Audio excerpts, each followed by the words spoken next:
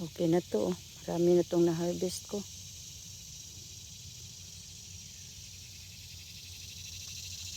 Ilang piraso lang naman ang kailangan ko dito sa pangsigang.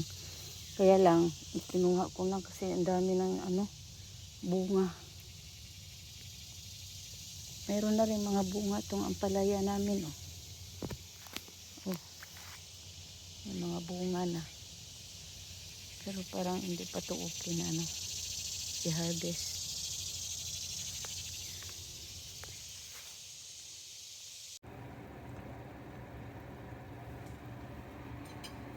Ito na yung ito na yung kinuha ko sa garden namin na talong, tsaka itong sili na pangsigang. O lagyan ko ng hipon, sinigang na hipon.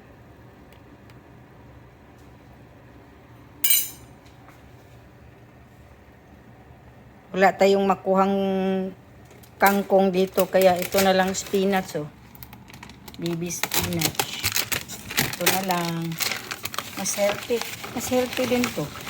Mas healthy pa to kaysa siguro sa kangkong.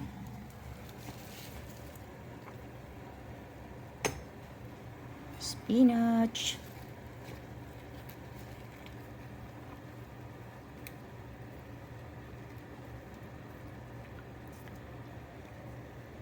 Ito ang kadalasang ginagamit dito sa US, itong spinach.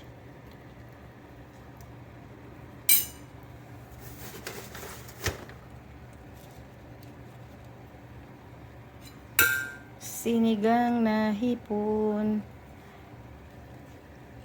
for lunch.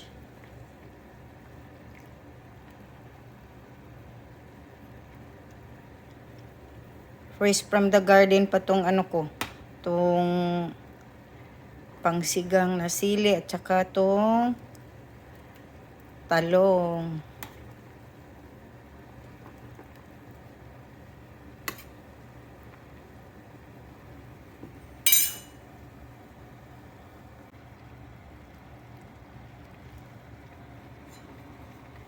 Ito luto na, kainan na.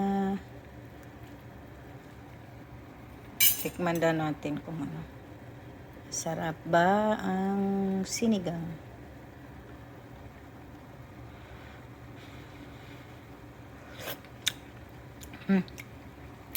Sarap. Manamis-tamis kasi hipon.